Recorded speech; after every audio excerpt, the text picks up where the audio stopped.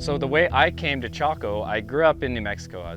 I'd come to these places and thought they were cool, but I didn't want anything to do with Southwest archaeology. I wanted to go work in the Mediterranean, the histories of Homer and the Bronze Age, and have texts that you could read. So I did that for a while, but eventually, I won't get into the whole story, I came back to Chaco. But in studying Mediterranean, Bronze Age, and later archaeology, it was abundantly clear to me that this type of structure would be called a temple. I mean, I was almost shocked that that word didn't appear in the Chaco. I wasn't almost shocked. I was shocked the word temple didn't appear in the literature, aside from a scattered reference in John and Rich's writings, really, anywhere. There would be phrases like ritual architecture, but still, it's like, let's call these things what they are. There's one step of this whole situation, which is even thinking about Chaco as something designed, planned, in conversations with the cosmos and with the landforms. And I think that brings up another really key point, which is ontology. Ontology. I mean, all I should say in this interview is the word ontology to convey what's missing in so much of what's talked about Chaco. So what is ontology? Ontology is about what is a being, what is alive. We know these ideas about most of this world being considered not alive, inert matter, is a very recent and very geographically restricted way of seeing the world that developed mostly in Western Europe in the last few centuries.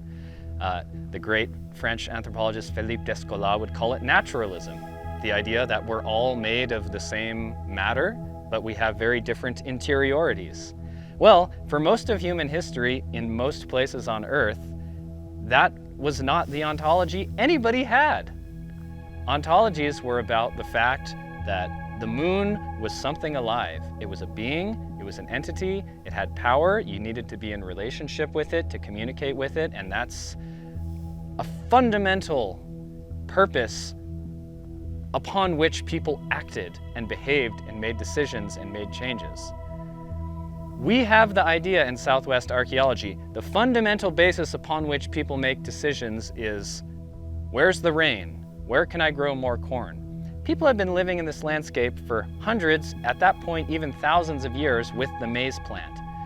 They were very incredible agriculturalists. They knew where they could grow corn. It wasn't like, oh, we've had the corn plant for 3,000 years and we're still trying to figure out, what are the optimal locations. Sure, okay, people grow corn and feed themselves. But anyone who reads the ancient history of other parts of the world, who reads ethnographies, accounts of people living outside contemporary or Western modernity, sees that usually the driving force in people's behavior are matters we could call religious or ontological. It's about, sure, you do need it to rain to grow your corn, but why does it rain?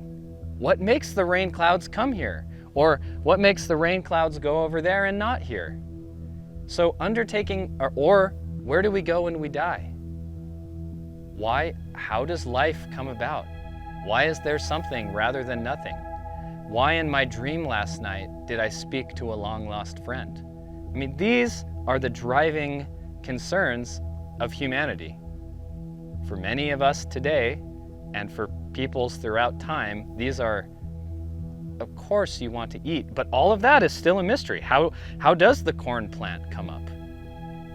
And so by having read widely within religious studies, within ethnography, I come and I look at these buildings and it's so clear they're going beyond what you need for a home, what you need for a house, what you need for any sort of functional economic utility. These buildings are being constructed on the basis of deep existential matters. I mean, just look at the cliffs. I don't know how to say it. Look at the cliffs behind us. People didn't, as John was saying, their work with Larry Benson, people didn't come here to have an economically functional or an economically optimal place to make a large civilization. No, they came here because this canyon spoke to them. emotionally, aesthetically, spiritually. Fajada Butte is towering up. The cliff walls are towering up here. They're reflecting sound back in mysterious ways. The sun and the moon align with the canyon at their extreme points. I mean, this is a place that speaks to people. And this is architecture that was built to bring the human world into conversation with everything else swirling about in the cosmos that was alive and that had power. There's a reason I put the word power in the title of my dissertation, and it's not about Foucault and political structures. Well, it is a little bit, but it's about the fact that people outside of a modern Western ontological view conduct their lives based on these concepts of power.